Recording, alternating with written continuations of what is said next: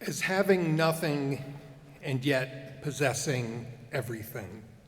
This is how Paul concludes the series of paradoxes by which he describes to the Corinthians his ministry as God's servant, an ambassador for Christ, entreating them to be reconciled to God.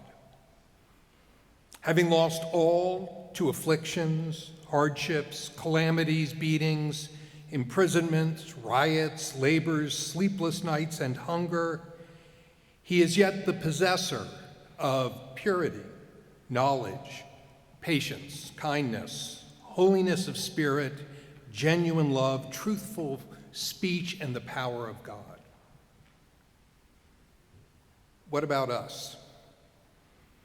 Can our lives as Christ's servants be described as having nothing and yet possessing everything? There's, of course, a problem. The problem is we have a lot of stuff. Indeed, we might say that we have everything and yet possess nothing, because we ourselves are possessed by all the stuff we've got. And we're possessed by the stuff that we've got because we don't realize that in having this stuff, we don't really possess anything, much less everything. For the stuff that we have is dust, and to dust it shall return. Many, many years ago, when I was a college student, I lived in the house of a professor who, whenever he acquired something new, liked to joke that the worship of stuff was his true religion. He was, he said, a stuffist.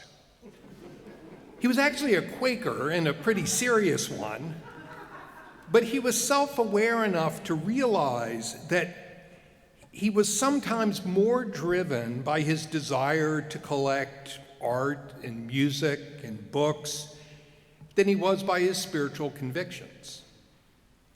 Of course, there's nothing wrong with art and music and books, except that measured against the scale of cosmic history, not to mention eternity, they only last an instant.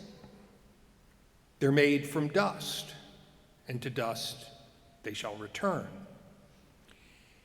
Even if we had everything, we would still possess nothing, because time inexorably pulls our stuff from our grasp. But we like to hide from ourselves this fact about the stuff we have. We like to hide this fact from ourselves because what is true of our stuff is also true of us. We are dust, and to dust we shall return. On NASA's astrobiology website, in a lesson plan on matter for first and second graders, the punchline of the lesson plan is, "We're all made of the stuff from stars," complete with an enthusiastic exclamation point at the end of the sentence. True. As Joni Mitchell sang years ago, we are stardust, we are golden.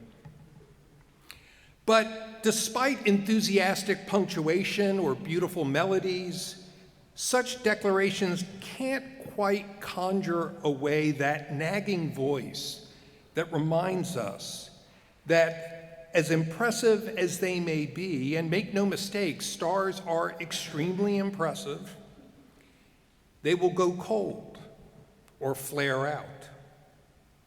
And the star's fate is our fate. We too, as impressive as we may be, will go cold or flare out. Jesus says in this evening's gospel reading, "Where your treasure is, there your heart will be also." It's a basic principle that we find in the Hebrew prophets, that you become like what you worship. And if you worship dead idols, then you yourself become spiritually dead. If you hold as your treasure those things that moth and rust consume, then you too will be consumed and return to the dust. But you don't need to wait for death for that to happen.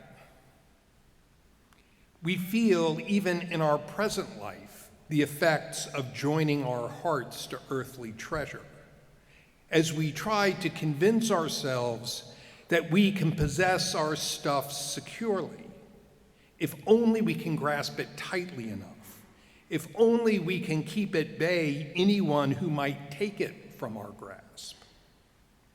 So we draw boundaries around ourselves and around our families and around our nations, borders secure enough to keep our stuff safe and to keep out the moth and the rust, the needy neighbor and the threatening stranger. And locked within these borders, we live in an isolation that is already a kind of death, a death of the spirit, the loneliness of oblivion.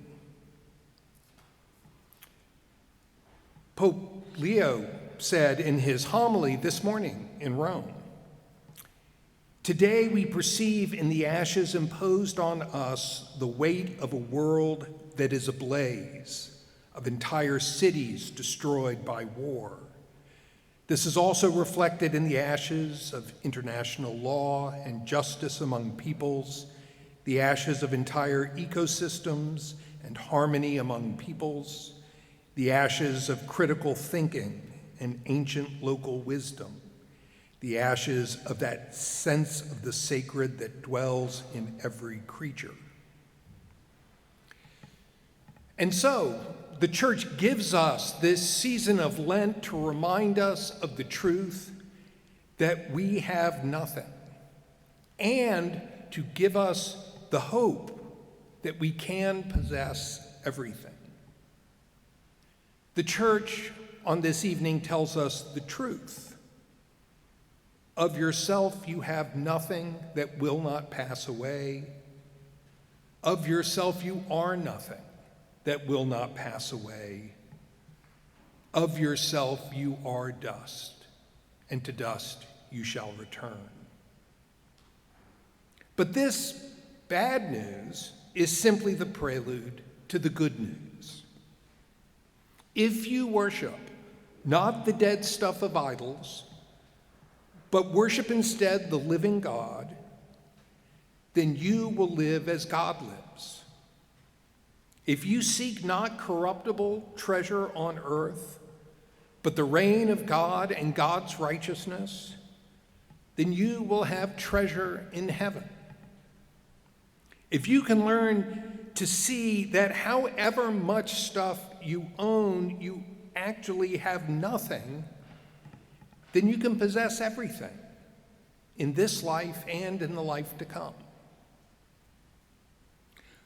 We might think of the traditional Lenten practices of prayer, fasting, and almsgiving as the path we follow in coming to this realization.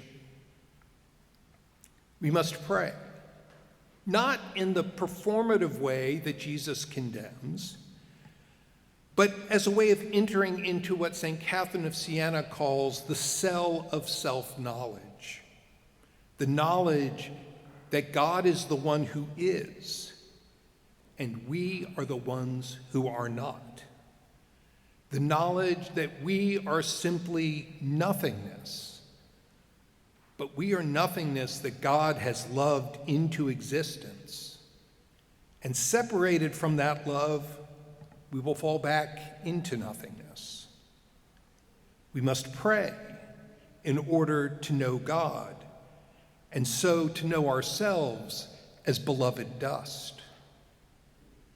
We must fast, not in the ostentatious way that Jesus condemns, but as a way of moving the self-knowledge that we gain in prayer out of our hearts and into our flesh.